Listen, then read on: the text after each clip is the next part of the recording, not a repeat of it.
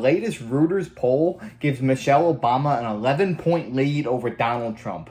I don't know if I'm buying this. I got to see it to believe it. Biden reportedly told an ally he knows he'll have to bow out of the 2024 race for the White House if he can't turn things around in the coming days following last week's train wreck. The 81-year-old president has apparently pinned his re-election future on the ABC's news interview and campaign stops in Pennsylvania and Wisconsin over the holiday weekend. The New York Times reported he knows if he has two more events like the debate, we're in a different place. He knows that. So the remark marks the first evidence that Biden is considering giving up his bid for a second term after he and his team repeatedly rejected the possibility pre-June 27 debate. He blames it on world travels. I think, Rob, we even have a clip of this one that he does that, right? Do you have that? I have Karine Jean-Pierre talking about his jet lag. His jet lag travel. Anyways, you're hearing all these stories, Tom. Are these all excuses? What do you think is happening behind closed doors? I think there's three things happening behind closed doors. Number one, Biden and his advisors are circling the wagons, and the core advisors, led by Jill, are saying, Joe, you can do it. Everybody has a bad night. So I call that the denial camp. Then there's the second camp, which is the Kamala Harris camp, which is not to be underestimated. She is making points to people. Late last night, I read an article that she pointed at some people and said, look, if we had had a health issue a month ago, I'd be president right now. Why was I good enough to be on the ticket? And I could be president right now already. And yet now you want to, say no, and you're looking for other names on a national basis. So the Kamala Harris camp has very good points that they're making. And she's saying, look, I'm doing as good as Biden is, maybe a tick better in the polls, and everybody else is unproven. I've already been here. So that's the argument she's making. That's second. The third camp is all the people that are circling, such as, Lloyd Doggett saying, hey, I really think he should step aside for the good of it, the first person to step up. And you have everyone else, which is two groups. The groups that want him to step out because it'll help the other elections of senators and congressmen. And then the people in that group, led by Gretchen and Gavin, who are raising their hands that said, we're ready, we've been standing here, and we're ready to go. That's what there's behind closed doors, Pat. In public, we all know Gavin's been saying, this is the best president of all time, and I've supported him. That's a front face, but it's Gavin and Gretchen behind closed doors. Is there any chance they're saying that Joe Biden just had a bad night? I'm being honest. I'm still waiting for a good night from Joe Biden. Maybe 2008 Joe Biden, maybe he was sharp, he was articulate then. But nowadays, 2020, 2024 Joe Biden, he's not sharp. I don't care what you guys tell me. And I'm not being biased. Anyone can just look at the man and know he's not all there. But regarding Kamala Harris, I sit back and think about it. I don't think the Democratic Party had the wherewithal to realize that we need to select a VP who will surpass Joe Biden in 2024 onwards. I think if they were smart, what they would have done is got somebody young, somebody fresh, who will be the new face of the Democratic Party. Because the way it stands right now, most Democrats don't even like Kamala Harris. She's not very likable. Well, do you need Illinois, or does Gretchen Whitmer make a compelling point? Right now, you're down 4 points in Michigan. I can deliver Michigan. We don't win this without Michigan. Rob, can you pull up the chart stat? Was on VT.com. Adam, if you can respond to it. So sure. Go ahead, Adam. Well, this is sort of a head-to-head matchup. There's two charts that I'll just go fire through real quick. Basically, they do head-to-head matchups saying, if you were one of these Democratic candidates and you ran against Trump, how would you fare? Somehow, in this poll, I don't know who ran this, Rob, if you can see this, it basically shows that Biden and Trump are sort of in a dead heat. We all know that that's not too accurate. But the only Democrat who abundantly, apparently, could beat Trump is Michelle Obama. And I've been very candid that she's never ran for office. I don't think she's planning on running for office. It seems like a pipe dream. She's a Hail Mary. She's the only saving grace at this point. And until that actually happens, I don't believe it'll happen. But every other name, I said in the last podcast, there's only two names that you should focus on, Kamala and Newsom. All these other things I know, Tom. So you went through it fast. Sure. Yep. This is showing who matches up best with Trump. Correct. So in this analysis, it shows Michelle's got an 11-point lead on Trump. Yes. I don't buy that. Yeah. Rob, who ran this? Is it Ipsos? Yes, and with Reuters. Okay, gotcha. So pretty credible source. Right. So let's just say we believe this number. What type of conversations are they having with Michelle Obama and Barack Obama behind the scenes? They're involved at this point. everyone's claiming it's a shadow presidency. Barack's been running the show. At this point, or they've been telling him what to do. But, well, they didn't listen then. Well. But every other name on this list, and Tom, you might think otherwise, like Gretchen Whitmer, J.B. Pritzker, people don't know these people. Their stats don't match up, and it looks close here. But Rob, there's one other. This all comes down to name recognition. Here's what's crazy about America. Donald Trump and Joe Biden, if you look on the top right, the colors in gray, it shows the percentage of people that are not familiar with these names. 1% to 2% of America says they don't even know who Donald Trump or Joe Biden is. Those are the dementia people. So maybe Joe Biden fell in that He probably doesn't even know who he is. So, but beyond that, everyone knows Michelle Obama, Kamala, even Gavin has not a lot of name recognition beyond the state of California or national electorate. But the J.B. Pritzkers of the world or the Gretchen Whitmers of the world, people don't know these people. So if you just surprise Gretchen Whitmer's a candidate as if she's anointed, it would fail miserably. yeah, and all her dirt will come out too, because remember that fake kidnapping that they figured out. They found out that the FBI had informants, and they staged that entire thing, and it was all BS. All her dirt's going to come out. The best chance for anyone to beat Trump, it's got to be Michelle Obama. It will be her, because you can't throw a no-name out there against Trump and expect them to win. Only 29% on this chart said they hadn't heard of him. Correct. But 41% have an unfavorable view of Gavin. He's raised his head, but he's covered in California failure. The media is sort of presenting them as the next man up, but the reality is it's going to be Kamala if it's anyone. Which I agree with, but I hope, but let's remember, when you saw that 40-40, it's a dead heat right now between Biden, because like you said, Democrats are going to go riding with Biden no matter what. But I just hope the independents understand, the people that are kind of in the middle, and realize it doesn't matter if they put in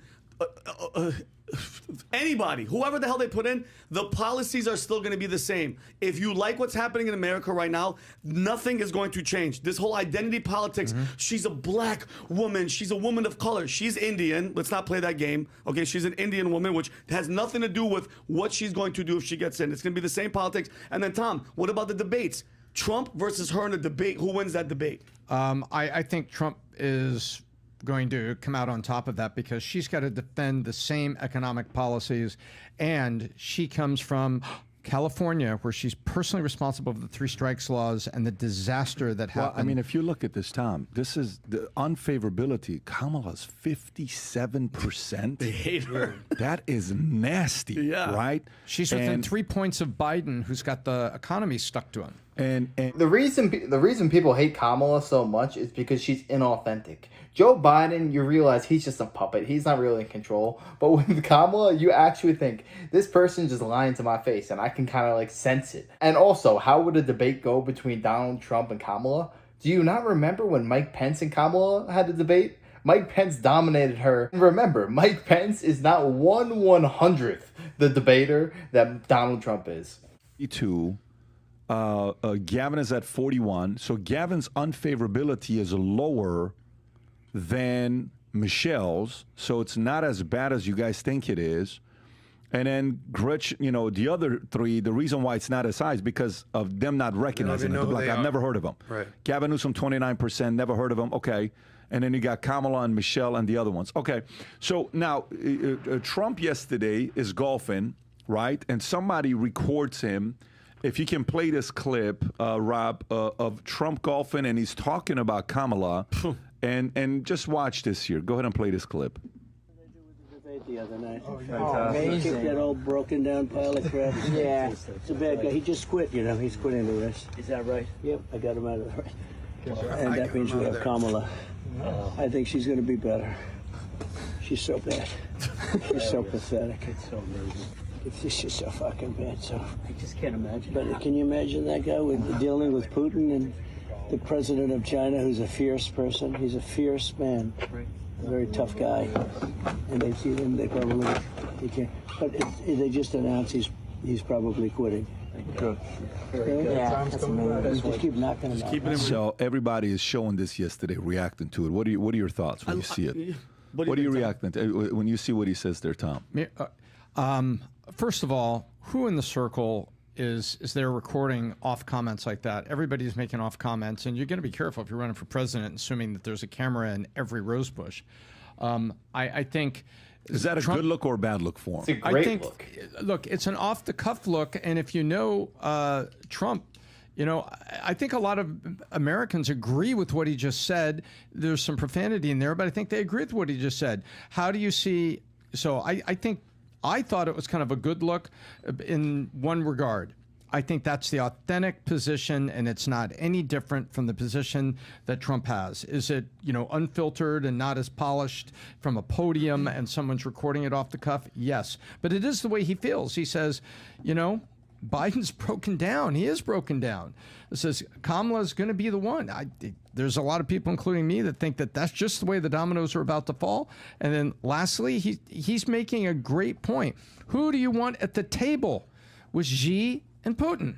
Yeah, I don't think there's anything that Trump can say on camera or off camera that would change how the public looks at him. I mean, period. Grab him by the... Yeah. Any other candidate in history, political history, would have ended their campaign the next day. Trump doubled down on that. We've learned with Trump, he's the Teflon don. Whether you like him or not, the guy can say anything he wants and get away with it. But he apologized. So this video... apologized. You have to keep in mind, Trump's just a New Yorker. He's just saying it how it is. Is he going to be the most polished politician out there? No. That's the beauty of him. He's not a politician. He's fighting back against all of that because for far too long, we would elect these people into office. They're the smoothest talkers out there. But what they do, they're smooth talking to your face and they'll screw you behind your back. Donald Trump won't do that. He's going to just say it how it is, and he's going to do everything in his power to help you and the everyday Americans. And people can sense that. People can honestly feel it with Donald Trump. He embodies the American spirit and the American dream.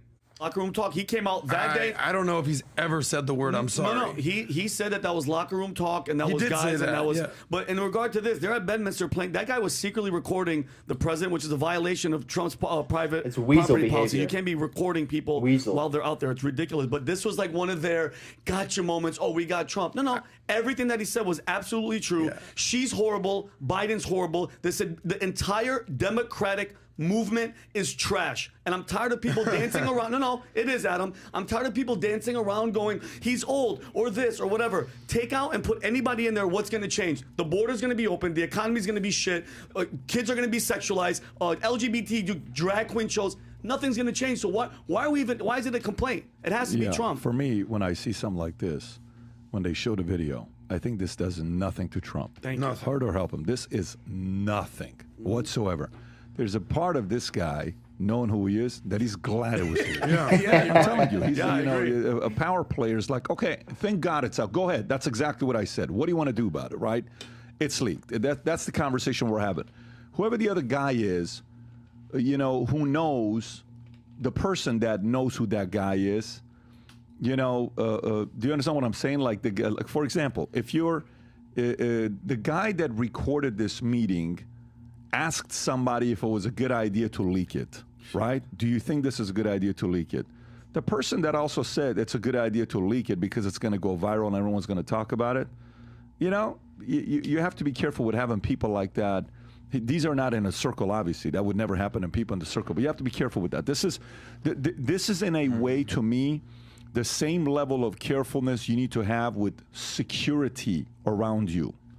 Security around you. Someone stepping out and saying, hey, another person that's standing there in between to protect the president. My concern right now is security. That's my number one concern. Between now and the next 120 days, whatever we got, there needs to be better security. And this is a form of security. If you ask me, this is a form and an element of security that isn't at the bulletproof, I don't mean it in any way, bulletproof security that you need. This is a little bit of a leak in that security. All that the video did was reaffirm everything that we know about Donald Trump, that he just does stuff off the cuff. He's a New Yorker, but what he's got to say about security is monumental, because that is the most important thing for Donald Trump in these coming months. This man has a massive target on the back of his head, and it only takes one leak. It only takes one person for everything to fall to shambles. Do not let any of these weasels get close to you. You need to be on the ball, because he's fighting for the everyday Americans. And I think this is very apropos. You ever see the movie Titanic? Of course. Okay, what was the Titanic called? The nickname of the ship Titanic. The Titanic. It was called the unsinkable ship. Yeah. So my argument at this point, the Democratic Party is now officially the Titanic. It was the unsinkable ship. You know, Biden, it was the largest ship ever. Biden, 80 million votes. Yeah. Everyone. 81 million votes. But what's happened, especially since that debate, is it hit the iceberg, bro. Mm-hmm. And what happened is, the first thing that happened when they hit the iceberg, people were like, what just happened here? What just happened? And then to calm the passengers of the ship, what did they send out? The orchestra. Yeah, start playing the violin. Guys, just start playing the violin. Yeah. Nothing to see here. Yeah. No big deal. All of a sudden, there's disbelief. All of a sudden, panic sets in. What's going on here? The ship engineer in the scene in the movie, he's just like almost shell-shocked. He's disdained by the fact that he's dejected. Oh my God, my ship, this unsinkable ship, this is happening right now. The captain of the ship, there's a moment where he's seeing the ship. The captain goes down with the ship. He's contemplating life. The orchestra's still playing. Yeah. All the surrogates out there saying, he's still our guy. This is what's happening right here. And the aristocrats, the donors are just like frozen in disbelief. But then it cuts to everyone else. And there's chaos, panic, craziness. Shooting, at one point, killing. a security guard shoots one of the passengers that's trying to get on a lifeguard boat. And that's what's happening right here. And the orchestra leader says to his fellow bandmates, it's been a pleasure playing with you guys. That's what's happening to the Democratic Party right now. Mm-hmm. Is they hit the iceberg, there's panic, it's chaos, things are going crazy right now, and we're going to see what happens with the Democratic Party. One argument against that is that the Democratic Party are not just going to stay on the life rafts. They're not going to play music until their death. No. If you trap an animal in a corner, it's going to come fighting. It's going to do anything it takes to escape. So that's why I'm talking about Donald Trump's security. I think that is monumental. If he can stay healthy, they know there is a 0% chance that they can beat him in a free and fair election. So who knows what they have planned up their sleeves. You know they're plotting right now. They're doing anything it takes to stop this man. And the Democrats are very, very dirty if 2020 taught us anything. Okay, that's one way to look at it. I look at it this way. Right now, you are hearing Dems come out, and you're hearing aides come out, and people come out and saying, we have known this for a year and a half. We've known it for 4 years. We've known it further, but they're saying, we've known this for a year and a half, and it's basically, this is like a crummy little apartment, and you walk into the kitchen at midnight, and you turn on the lights, and the roaches run. And I think that's exactly what I'm seeing. But everybody's running for cover. Everybody is now worried for their lives, because what you were not hearing and we're not seeing in the headlines that are in sub-headlines, and if you go deep, I was up till 2 a.m. reading on this, you are seeing down-ballot people saying, dude, I'm a U.S. representative from, District 101 in Virginia. I was up 5. I've got a fight on my hands, and now I'm like 1.5. I'm scared to death because I need the coattails, red wave. I need the blue wave to continue this. There are representatives. This is going to reshape the Senate and the House, and I think what you're hearing, I stick to my 3 points. Biden's people are digging in. Kamala's people are saying, wait, this should be us. And then you got the people raising their hands, including Gretchen, who makes a serious case about Michigan. And then all the down-ballot people are saying to the DNC, what the hell are you going to do about this? How are you going to help me save this seat? Yeah, by the way, and I'm happy as hell that it's turning out to be like this. Think about it. Kamala's bringing her crap. Jill Biden, who's sitting in Air Force One with the glasses behind the desk, she doesn't want to leave because once this is done, she's irrelevant. I like this. This is fun. She's irrelevant. Dr. Jill, that's all finished. And then Hunter Biden, think about this, Tommy. Hunter Biden, a convicted crackhead degenerate, is in the cabinet meetings with him now because he doesn't want his daddy to leave. Because if his daddy leaves, he's going to prison. You can say that, but I'll say this for Hunter. If Hunter is coming to his dad's aid right now, that doesn't surprise me. And I actually respect that a little bit, despite his background. So here's what I would say. Well said. I think right now with Trump, the less he does, the better it is right now. Yeah. Okay. low. Let these guys go at it, and they're eating each other up right now. Okay. These meetings going to be had, and as a counterpuncher, there's a couple things you can do if you get insider information, which is many times camps will do. Let's just say somebody's on the Biden train on the inside, and they're like, oh my God, this is a shit show, and I'm leaving this, right? And they give that information to somebody else. All right. You can play a certain game to say, how do they know what our next move is? They must have somebody on the inside. You can play that game. Sure, there's ways of playing it. I just think right now, everything favors Trump, but also at the same time, Vivek said something. Vivek said that they're going to delay choosing their candidate of replacing Biden as much as possible. Vivek said this.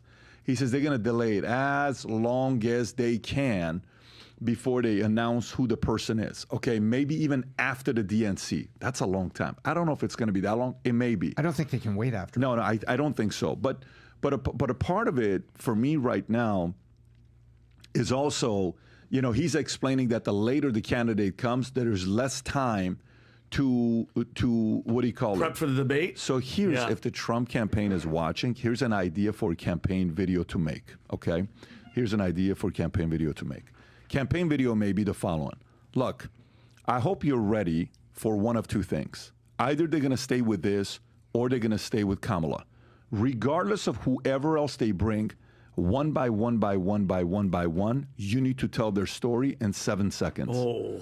Do you understand what I'm saying? Yes, if they bring Newsom, never forget these three things. If they bring Whitmer, remember what you did here. If they bring Pritzker, you have to play offense now to create a 1-minute ad. He'll post it on his Instagram account and Twitter. That'll go viral. And it's prepping on if they bring. And then, you know, when they do that, you're sitting there like, oh, okay, all right. So they just went ahead of it, and they're taking the objections out. So the market is ready for it. I think RNC needs to be intentional. I think you have to have certain guests. RNC's coming up, what, in 2 weeks? Something like that, right? When is it? 17th? It's in 10 days. It's on the 15th, so it's in 11 days. Okay, it's in 11 days. So the RNC speakers have to be very, very intentional. You need a couple surprise speakers at the RNC. Somebody behind closed doors needs to be closing a couple names to speak there that's going to be key people to speak. For example, let me give you an idea what's a victory of speaking at the RNC. Joe Manchin speaking at the RNC, a victory. And a couple names who have influences on the celebrity side, on the sports side, if they have a couple guys that are very intentional here, proactive, maybe somebody in California that was a Newsom person that is explaining how bad things got in California. A former California person needs to explain that. Somebody from Pritzker, Illinois, what really happened under Pritzker. Somebody under Whitmer that's a speaker at RNC. Somebody from all of these possible places needs to come and tell the history. So one, I need celebrity status on surprises that I'm going to have. And two, I'm going to have certain speakers that are going to be proactive. So the other says, oh my God, how did they get that guy to speak over there? You tell him to get off the stage. You better tell him he's got 2 hours. If he goes on, I swear to God, we will never kill him. It's going to be that kind of a situation to take place. I think RNC could cause even more disruption for the left because here's a question for all of us to ask ourselves. What's the likelihood they pick somebody before RNC? That who does? The left. What's the chances? Not likely. Oh, I don't think that's happening in the next 10 days. However, something to consider in the next 10 days. Trump's probably going to have to name his VP by the time the RNC shows up. But let me ask you a question. Think about that. Tom, do you think they're gonna have Biden set aside before RNC? No, I do not think so. I'm 80% that I think it won't happen. There is only one scenario, and that is if Biden anoints Kamala and steps out of the way. If Biden verbally comes to the microphone, anoints Kamala, and steps out of the way, I think that could happen before RNC. But I agree with the analysis that you're sharing. That's also Vivek talking about that they need to delay it, and it will not be ahead of the RNC if it's some sort of selection. You're exactly right. The longer that they wait to declare who's going to be the Democratic nominee, the worse the odds are for Donald Trump, because he doesn't know who he's going against. He can't single in on one candidate and explain their flaws and their pitfalls. Meanwhile, they know exactly who they're going against, Donald Trump. They're going to use the same playbook they always do. Oh, he's a disaster. We shouldn't have him in charge of the nuclear codes and whatnot. You know the playbook that they're going to use. I was just thinking about the Democratic and the Republican convention. It's amazing how much the tide has shifted from 2016 to 2024. Back in 2016, if you spoke on behalf of Donald Trump, the media would turn on you like that. I remember John Voight. No good, we're done working with this guy. Meanwhile, in 2020, sure, The Rock spoke on behalf of Joe Biden. By doing so, he just alienated all of his fans, and he even said in the next election, he's not going to be voting for Joe Biden. So that shows you the tide is shifting. I want to know, what do you guys think is going to happen? Do you think Donald Trump will pick his VP before the Republican convention? Will Kamala step down before the Democratic convention? Or will they wait as long as possible and then bring in someone new like a Gavin Newsom? Let me know your thoughts down below. I'd love to hear that. And if you enjoyed, make sure to smash a like, comment, subscribe, and wish you guys nothing but the best. Till next time.